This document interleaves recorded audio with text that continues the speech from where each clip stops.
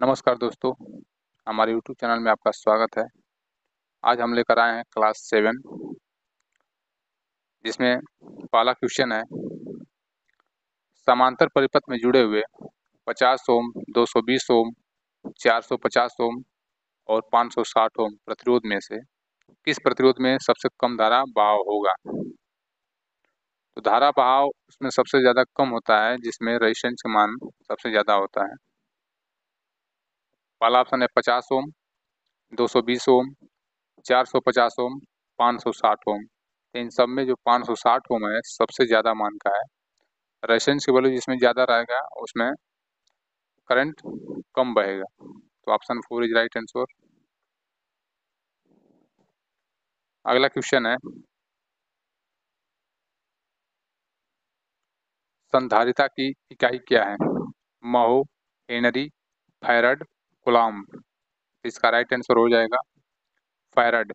संधारित्र सी को सिंबल से डिनोट करते हैं, इसका मात्रक होता है फैरड। Option 3 is right. अगला क्वेश्चन है, कौन सा कारक विद्युत चुंबक की ध्रुवीयता को प्रभावित करता है। कुंडली की लंबाई, धारा की दिशा, धारा की शक्ति, चुंबकीय क्षेत्र की शक्ति। तो इसका राइट आंसर हो जाएगा धारा की दिशा। Option B is right, direction of current. अगला क्वेश्चन है, परमियंस की इकाई क्या है। परमियंस की इकाई क्या है।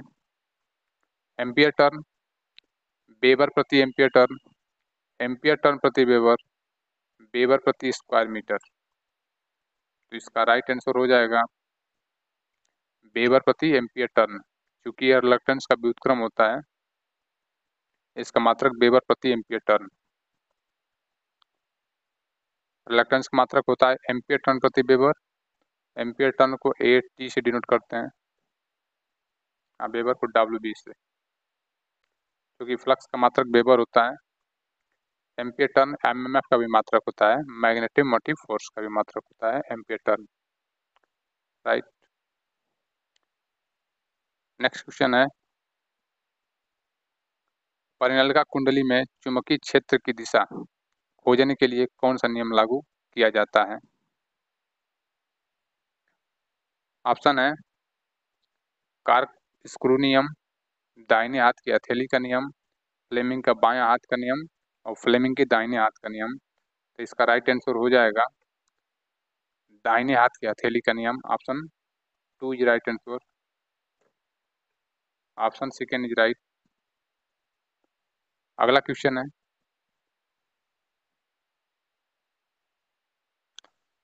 BH वक्र में x द्वारा अंकित भाग का नाम बताइए। जो x द्वारा अंकित भाग है उसका नाम पूछा है। BH वक्र है, इसमें x से अंकित भाग का नाम पूछा है। ऑप्शन है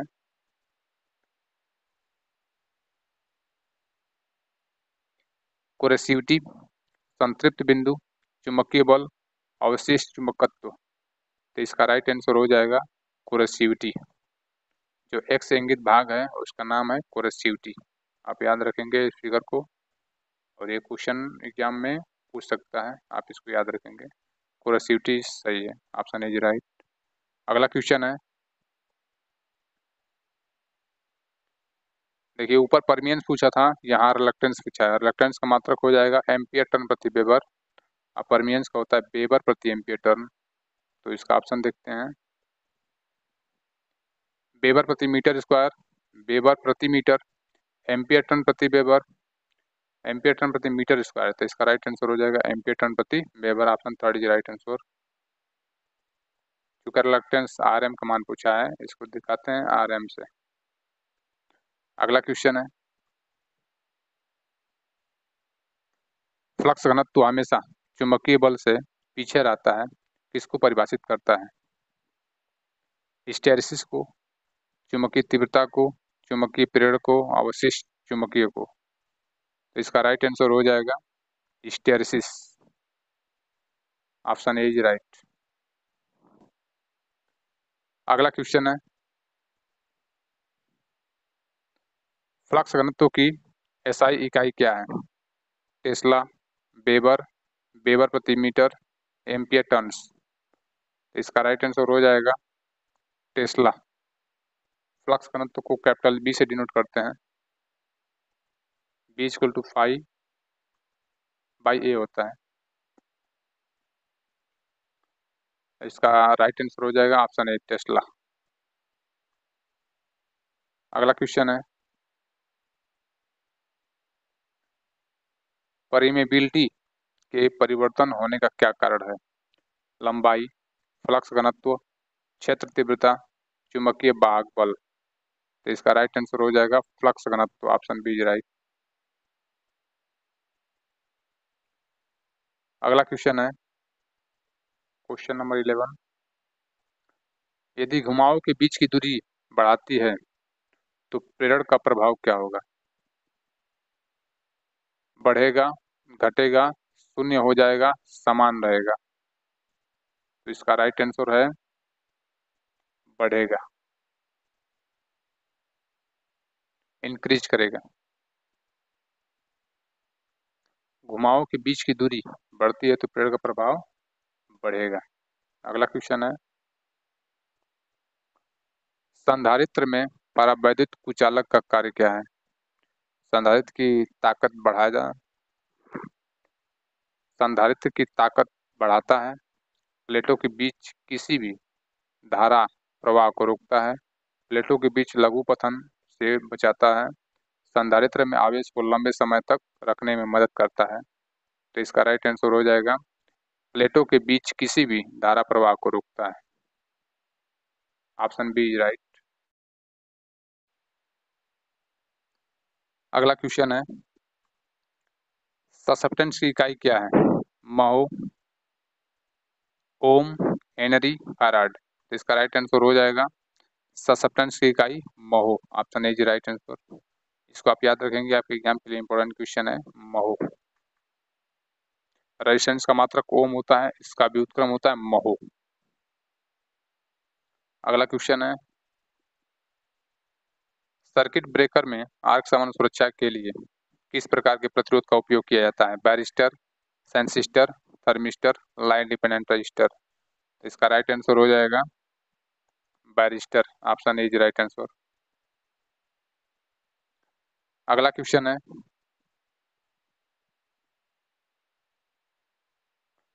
श्रेणी परिपथ का क्या उपयोग है?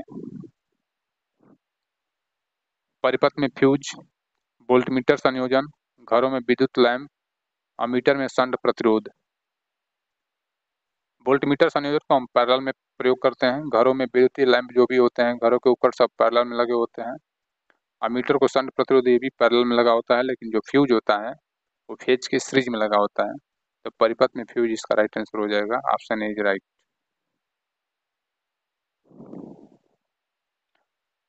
अगला क्वेश्चन है,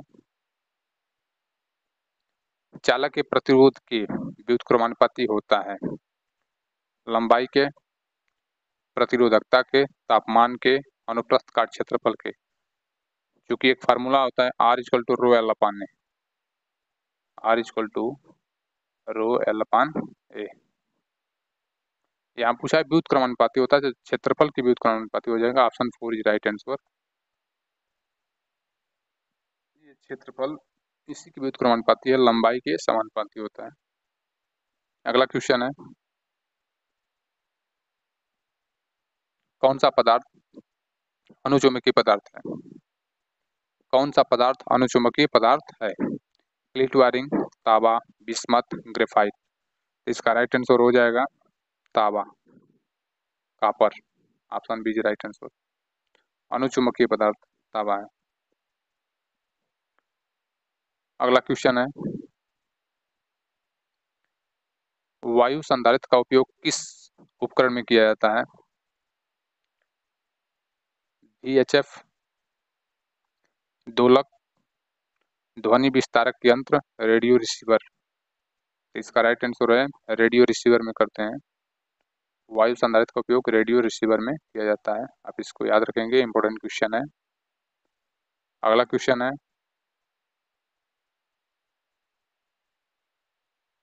अनुचुंबकीय पदार्थ ऊपर पूछा था, ऐसे पूछा है पराचुंबकीय पदार्थ कौन सा है। इसमें से कोई एक क्वेश्चन जरूर आता है एग्जाम में, आप याद रखेंगे। पराचुंबकीय पदार्थ और अनुचुंबकीय पदार्थ से एक क्वेश्चन बनता है एग्जाम में। इसमें पूछा है पराचुंबकीय पदार्थ कौन सा होता है। लकड़ी है, निकिल है, प्लेटिनम है, मैग्नीज। तो इसका राइट आंसर हो जाएगा लकड़ी। जिसमें थोड़ा भी चुंबक की मात्रा नहीं होती है उसे पराचुंबकीय पदार्थ कहते हैं। वुड, लकड़ी में कोई चुंबकीय पदार्थ नहीं होता है। अगला क्वेश्चन,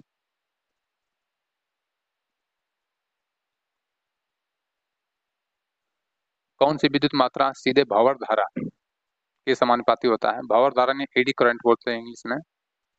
वोल्टेज के, धारा के, आवृत्ति के और रेजिस्टेंस के। तो इसका राइट आंसर हो जाएगा आवृत्ति, फ्रीक्वेंसी, क्योंकि एडी करंट का एक फार्मूला भी होता है, किसी वीडियो में उसको हम बता देंगे वो फार्मूला क्या है।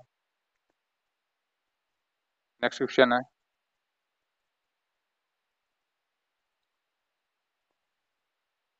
चुंबक की कौन सी विशेषता दर्शाती या दर्शाई गई है। दिशीय विशेषता, प्रेरक विशेषता, संतृप्त विशेषता, ध्रुव मौजूद विशेषता। तो इसका राइट आंसर हो जाएगा दिशीय विशेषता दर्शाई गई है। नॉर्थ है, साउथ है और लंबवत है। तो ये दिशीय विशेषता दर्शाया गया है इसमें। Direction property, option A is right answer. अगला क्वेश्चन है, अनुचुंबकीय पदार्थ कौन सा है। देखिए, पराचुंबकीय, प्रतिचुंबकीय, अब आ गया अनुचुंबकीय। तीनों में से कोई एक क्वेश्चन पूछेगा एग्जाम के लिए, आपको इंपॉर्टेंट है, याद रखेंगे इसको। अनुचुंबकीय पदार्थ कौन सा है। वायु है, इस्पात है, ग्लास है कि जल है। तो इसका राइट आंसर हो जाएगा वायु, एयर। पराचुंबकीय में वुड आया था, अनुचुंबकीय में कॉपर आया था। अनुचुंबकीय पदार्थ ये पूछा है तो एयर हो जाएगा इसका राइट आंसर। अगला क्वेश्चन है,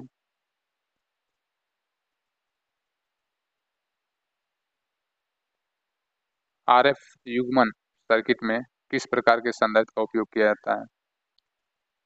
टेंटलम, मोनोलिथिक, इलेक्ट्रोलिटिक, धातुकृत पॉलीप्रोपिलीन। इसका राइट आंसर हो जाएगा मोनोलिथिक का प्रयोग करते हैं, option B is right answer.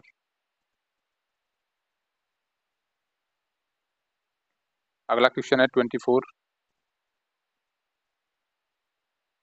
Wheatstone bridge में गैल्वेनोमीटर के माध्यम से किस स्थिति में करंट प्रवाहित नहीं होगा। संतुलन में, असंतुलन में, शॉर्ट सर्किट में, ओपन सर्किट में। इसका राइट आंसर है बैलेंस। जैसे संतुलन अवस्था में गैल्वेनोमीटर में कोई भी करंट प्रवाहित नहीं होता है, शून्य इंडिकेट करता है। इस सेशन का लास्ट क्वेश्चन 25, संतुलित स्थिति में व्हीटस्टोन ब्रिज में गैल्वेनोमीटर का रीडिंग क्या होता है। उच्च विक्षेपण, कम विक्षेपण, शून्य विक्षेपण और ऑसिलेट। इसका राइट आंसर हो जाएगा, क्योंकि गैल्वेनोमीटर में अभी ऊपर क्वेश्चन में आपने पढ़ा गैल्वेनोमीटर में कोई भी विक्षेप नहीं होता है। तो इसका राइट आंसर आप भी दे सकते हैं शून्य विक्षेपण, option third is right answer. आप कमेंट में बताएं कि ये सेशन आपको कैसा लगा। अगला क्लास 8 हम लेकर आएंगे जो 26 से स्टार्ट होगा अगले सेशन में। थैंक यू, नमस्कार।